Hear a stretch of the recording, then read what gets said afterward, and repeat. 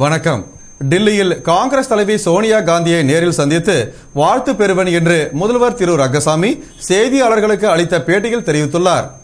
இது தொடர்பாக முதல்வர் ரங்கசாமி கூறுகையில், புதுவையில் என்ஆர் காங்கிரஸ் கட்சி ஆரம்பித்த 2 மாதத்திலேயே தேர்தலை சந்தித்து 31% வாக்குகளை பெற்று அமோக வெற்றி பெற்றுள்ளது. இதனால் தேர்தல் ஆணையத்தின் உத்தரவின் பேரில் அங்கீகரிக்கப்பட்ட கட்சியாகவும் நிரந்தர சின்னம் ஒதுக்கப்பட்டு அறிவிப்பு வெளியானது. இதற்காக மக்களுக்கு நன்றி தெரிவித்துக் கொள்கிறேன் என்று கூறிய அவர், மேலும் எங்கள் ஆட்சியில் மக்களுடைய நலத்திட்டங்கள் அனைத்தும் விரைவாக செயல்படுவதற்கு நடவடிக்கை எடுக்கப்படும். தேர்தல் வாக்குறுதிகள் அனைத்தும் விரைவாக நிறைவேற்றப்படும். மேலும் புதுவையின் பொருளாதார வளர்ச்சியை கருத்தில் கொண்டு தொழிற்சாலைகள் தொடங்குவதற்கும் மாநிலத்திற்கு தேவையான அடிப்படை வசதிகள் விரைந்து முடிப்பதற்கும் கல்வி எளிதாகவும் முறையானதாகவும் தரமானதாகவும் கிடைக்க நடவடிக்கை எடுக்கப்படும் என்ற அவர், மேலும் இந்த அரசு விவசாயிகள், தொழிலாளர்கள், நெசவாளர்கள் நலனை பாதுகாக்கும் வகையில் போதுமான நடவடிக்கைகளை மேற்கொள்ளும். தாழ்த்தப்பட்ட மக்களுக்கான சிறப்பு கூறு நிதி திட்டம் உண்மையாக அந்த மக்களுக்கு பயன்பெறும் வகையில் நடவடிக்கை எடுக்கப்படும் என்று தெரிவித்தார். மேலும் நிருபர்களின் கேள்விகளுக்கு பதிலளித்து கூறுகையில், அமைச்சரவையில் மீதமுள்ள ஒரு அமைச்சர் விரைவில் நியமிக்கப்படுவார். விரைவில் டெல்லி செல்ல உள்ளேன். அப்போது காங்கிரஸ் தலைவி சோனியா காந்தியை சந்தித்து வாழ்த்து பெறுவேன். அவரை மரியாதை நிமித்தமாக சந்திப்பதில் தவறில்லை என்றார்.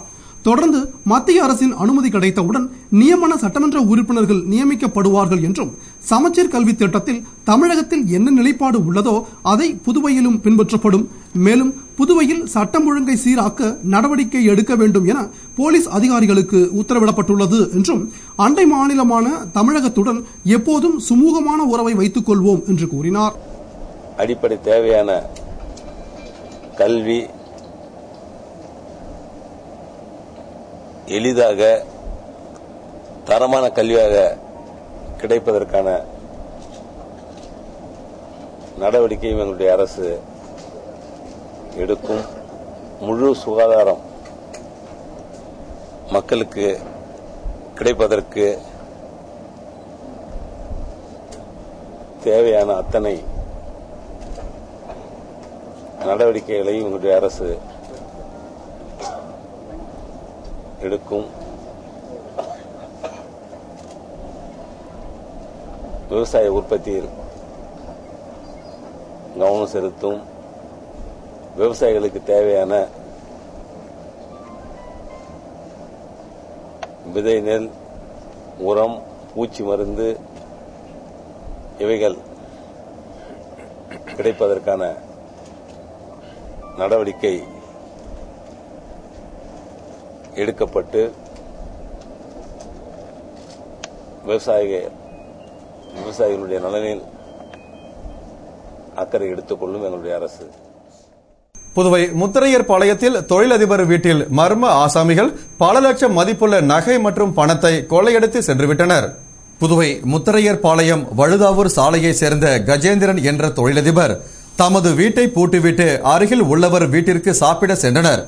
அவர்கள் திரும்பி வந்தபோது பூட்டப்பட்ட படுக்கை அறைக்கதவு உடைக்கப்பட்டிருப்பதைக் கண்டு அதிர்ச்சி அடைந்து உள்ளே சென்று பார்த்தபோது 70 பவுன் நகை மற்றும் 50,000 ரொக்கப்பணம் ஆகிய பல லட்சம் மதிப்புள்ள பணம், நகை கொள்ளையடித்து சென்றிருப்பது தெரியவந்தது.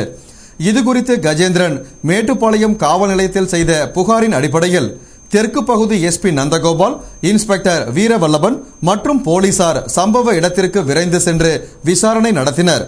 மேலும் கைரேகை நிபுணர்கள் வரவழைக்கப்பட்டு ரேகைகளை பதிவு செய்தனர். மேலும் மோப்ப நாயும் வரவழைக்கப்பட்டது. கொள்ளையர்கள் வீட்டின் பின்புற ஜன்னலை உடைத்து கொள்ளையடித்திருப்பதும் தெரிய வந்தது. இதுகுறித்து போலீசார் வழக்கு பதிவு செய்து விசாரணை நடத்தி வருகின்றனர். மக்கள் நடமாட்டம் அதிகம் உள்ள பகுதியில் திருட்டு போன சம்பவம் மக்களிடையே பெரும் அச்சத்தை ஏற்படுத்தியுள்ளது. பாகூர் கொம்யூன் கிரும்பாம்பாக்கத்தில் எழுந்தருளியுள்ள அருள்மிகு ஸ்ரீ திரௌபதி அம்மன் ஆலய அக்னி வசந்த மகோற்சவ தீமிதி விழாவில் முதல்வர் திரு ரங்கசாமி கலந்து கொண்டு சுவாமி தரிசனம் செய்தார். புதுவை மாநிலம் பாகூர் கொம்யூன் கிரும்பாம்பாக்கத்தில் எழுந்தருளியுள்ள அருள்மிகு ஸ்ரீ திரௌபதி அம்மன் ஆலய அக்னி வசந்த மகோற்சவம் கடந்த 10ஆம் தேதி கொடியேற்றத்துடன் துவங்கி நடைபெற்று வருகிறது. விழாவின் முக்கிய நிகழ்வாக தீமிதி விழா நடைபெற்றது. இதனை முன்னிட்டு முன்னதாக அம்மனுக்கு அபிஷேக ஆராதனையும் அரவான் களப்பலியும் படுகளமும் நடந்தது. பின்னர் கரகம் வீதி உலாவும் அதனைத் தொடர்ந்து தீமிதி விழாவும் நடைபெற்றது. விழாவில் திரளான பக்தர்கள் விரதமிருந்து தீமிதித்து ஆலயத்தை வலம் வந்து அம்மன் அருள் பெற்றனர். விழாவில் முதல்வர் ரங்கசாமி, அமைச்சர் ராஜவேலு கலந்து கொண்டு சாமி தரிசனம் செய்தனர்.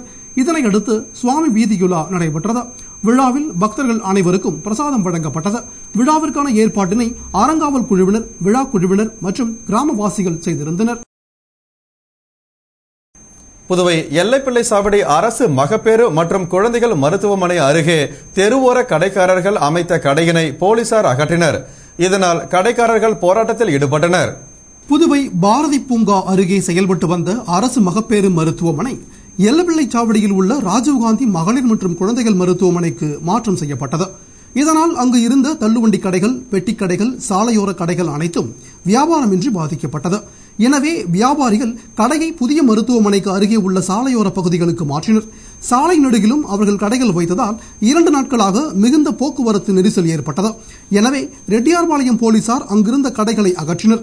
இதனால் ஆத்திரமடைந்த சாலையோர கடைக்காரர்கள் போராட்டத்தில் ஈடுபட்டனர். தகவல் அறிந்த ரெட்டியார்பாளையம் சப் இன்ஸ்பெக்டர் வெங்கடாஜலபதி மற்றும் போக்குவரத்து போலீசார் சம்பவ இடத்திற்கு சென்று அவர்களை அங்கிருந்து கலைந்து போக செய்தனர். இதனால் அப்பகுதியில் சிறிது நேரம் பரபரப்பு ஏற்பட்டது. புதுவை சின்ன கோட்டக்குப்பத்தில் மது குடித்த போது ஏற்பட்ட தகராறில் வெறித்தனமாக தலையில் கல்லை போட்டு ரவுடி ராஜா கொடூரமாக கொலை செய்யப்பட்டார். புதுவை முத்தியால்பேட்டையை சேர்ந்த ரவுடியான ராஜா தமது நண்பர்களுடன் சின்ன கோட்டக்குப்பத்தில் உள்ள அருண் என்பவரின் வீட்டிற்கு மது குடிக்க சென்றார். அங்கே அவர்கள் மது குடித்துக் கொண்டிருக்கும் பொழுது 4 பேருக்கும் இடையே வாய் தகராறு ஏற்பட்டது. இதில் ஆத்திரமடைந்த அருண் உட்பட 4 பேர் ஒன்று சேர்ந்து ராஜாவை தாக்கினர். அவர்களிடமிருந்து தப்பிக்க ராஜா தெருவுக்கு ஓடி வந்தார். ஆனால் அவர்கள் ராஜாவை விரட்டி சென்று அங்கு கிடந்த பாறாங்கற்களால் தலையில் அடித்துக் கொன்றனர். சம்பவ இடத்திலேயே தலை நசுங்கி உயிரிழந்த ராஜாவை விட்டுவிட்டு அவர்கள் 4வரும் தப்பி ஓடிவிட்டனர். பின்னர் அவ்வழியே சென்றவர்கள் ராஜாவின் பிணத்தை பார்த்துவிட்டு கோட்டக்குப்பம் போலீசாருக்கு தகவல் கொடுத்தனர். தகவல் அறிந்து வந்த கோட்டக்குப்பம் துணை சூப்பரண்டு சிவனேசன், இன்ஸ்பெக்டர் சக்திவேல் மற்றும் போலீசார் சம்பவ இடத்திற்கு விரைந்து சென்று உடலை கைப்பற்றி பிரேத பரிசோதனைக்கு அனுப்பிவிட்டு வழக்கு பதிவு செய்து விசாரித்து வருகின்றனர். இதில் தப்பியோடிய 4வரில் தினகரன் என்பவர் போலீசார் பிடியில் சிக்கியுள்ளதாக கூறப்படுகிறது. மற்ற 3 பேரையும் போலீசார் வலைவீசி தேடி வருகின்றனர். தமிழகத்திற்கு தண்ணீர் கொடுக்க மாட்டோம் என்று கேரள அரசு எப்போதும் கூறியதில்லை என கேரள முதல்வர் உம்மன் சாண்டி கூறினார். இது தொடர்பாக கேரள முதல்வர் உம்மன் சாண்டி கூறுகையில், முல்லை பெரியாறில் புதிய அணை கட்டும் கேரள அரசின் முடிவில் எந்த மாற்றமும் இல்லை. மேலும் முல்லை பெரியாறு அணையிலிருந்து தமிழகத்திற்கு 999 ஆண்டுகளுக்கு தண்ணீர் திறந்துவிட ஒப்பந்தம் செய்யப்பட்டுள்ளது என்றும், பழைய காலத்தில் கட்டப்பட்ட அணை 999 ஆண்டுகள் நிலைத்து நிற்குமா என்று சிந்தித்து பார்க்க வேண்டும். முல்லை பெரியாறு அணை கட்டப்பட்டு 117 ஆண்டுகள் ஆகிவிட்டன. எனவே இனிமேலும் அந்த அணையை பற்றி வீணாக பேசிக் கொண்டிருப்பதில் எந்த அர்த்தமும் இல்லை. மேலும் தமிழகத்திற்கு தண்ணீர் கொடுக்க மாட்டோம் என கேரள அரசு எப்போதும் கூறியதில்லை. அதே நேரம் கேரள மக்களை பாதுகாக்கும் பொறுப்பும் இந்த அரசுக்கு உள்ளது. மேலும் இது குறித்து தமிழக அரசிடம் கேட்டால் முறையாக பதிலளிக்க மறுக்கின்றனர் என்று கூறிய அவர், மேலும் புதிய அணை கட்டினாலும் தமிழகத்திற்கு தொடர்ந்து தண்ணீர் வழங்கப்படும். இந்த அணை விவகாரத்தில் தமிழகத்துடன் மோதல் போக்கை கடைபிடிக்க கேரளா விரும்பவில்லை என்று அவர் கூறினார். விழுப்புரம் மாவட்டம் நவமால் மருதூர் ஸ்ரீ திரௌபதி அம்மன் ஆலய அக்னி மகோற்சவத்தில் அக்னி பூமதி விழா சிறப்பாக நடைபெற்றது. விழுப்புரம் மாவட்டம் நவமால் மருதூரில் எழுந்தருளியுள்ள ஸ்ரீ திரௌபதி அம்மன் ஆலயத்தில் அக்னி மகோற்சவம் கடந்த 7ஆம் தேதி துவங்கி நடைபெற்று வருகிறது. இதில் முக்கிய உற்சவமான அக்னி பூமிதி விழா நடைபெற்றது. இதனை முன்னிட்டு அம்மனுக்கு விசேஷ அபிஷேகம், அலங்காரம் மற்றும் ஆராதனை நடந்தது. பின்னர் அரவானை களப்பலி கொடுத்தலும் படுகளமும், அதனைத் தொடர்ந்து அம்மன் வீதியுலாவும் நடைபெற்றது. இதனையடுத்து அக்னி பூமிதி விழா நடைபெற்றது. இதில் ஏராளமான பக்தர்கள் விரதம் இருந்து அக்னி மிதித்து ஆலயத்தை வலம் வந்து தங்கள் வேண்டுதல்களை நிறைவேற்றினர். விழாவினை காண ஏராளமானோர் திரண்டனர். விழாவிற்கான ஏற்பாட்டினை ஆலய அறங்காவல் குழுவினர், விழா குழுவினர் மற்றும் நவமால் மருதூர் கிராமவாசிகள் செய்திருந்தனர். இத்துடன் செய்திகள் நிறைவடைந்தன. வணக்கம்.